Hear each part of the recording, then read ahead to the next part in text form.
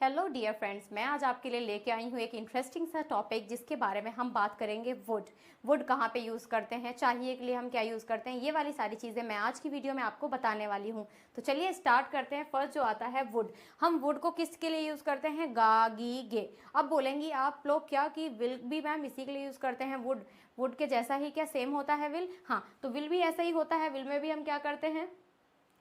गा गी गे। फ्यूचर के लिए हम विल का यूज करते हैं और वुड का भी। तो लेकिन हम कैसे बना सकते हैं? गा गी गे सब्जेक्ट क्या होगा? जैसे कि मैं हो गई, तो ठीक है, वुड लगाएंगे, देन वर्ब लगाएंगे, I would action, I would action. तो हमारा वुड किसके लिए यूज होता है? हमारा गा गी के लिए भी यूज होता है और विल भी सेम चीज के लिए यूज होता है। चलिए आगे बढ़ते हैं।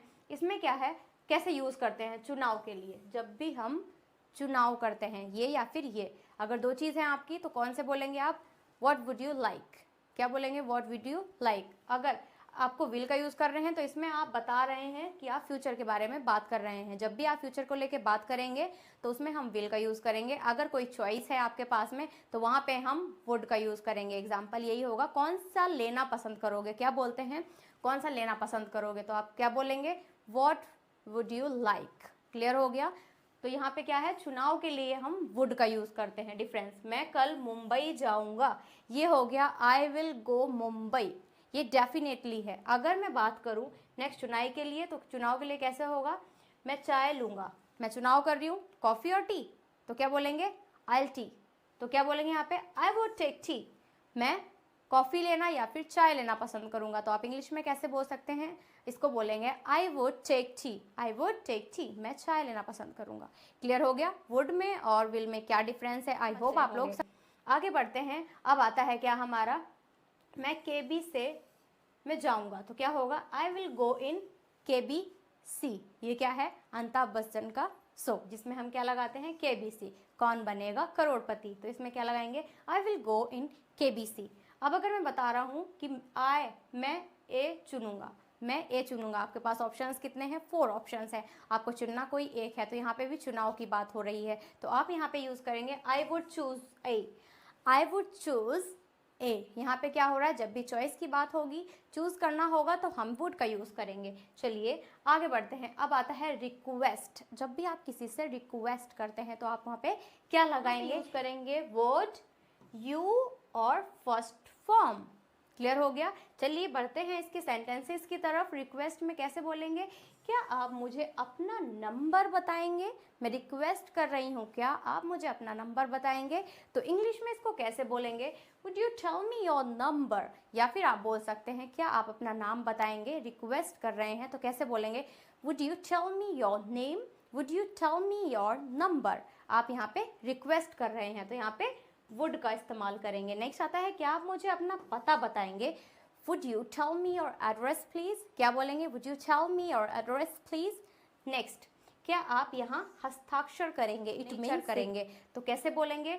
Would you please sign here. क्या होगा? Would you please sign here, आप यहाँ पे साइन करेंगे। क्लियर हो गया?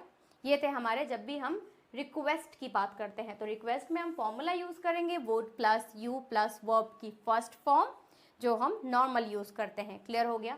चलिए आगे बढ़ते हैं। अब है हमारा वुड हैव का यूज। हम कहाँ पे करते हैं दोस्तों? तो चुका होता या फिर गया होता के लिए हम वुड का यूज करते हैं। Subject plus would have plus verb की थर्ड फॉर्म आएगी यहाँ पे। ये बहुत कॉम्प्लिकेटेड है कि मैम थर्ड फॉर्म याद नहीं होती है। बेसिकली सारी चीज़ों में ज़्यादातर ईडी का यूज़ हुआ होता है, कुछ कुछ होते हैं, आप अगर उनको अपने यूज़ में ले आएंगे तो वो परमानेंट आपको हो जाएंगे। क्या है? Subject would have plus verb की थर्ड फॉर्म। तो कैसे बोलेंगे इसमें? मैं गिर चुका होता, मैं गिर चुका होता, तो कैसे बोलेंगे उसको इंग्लिश में?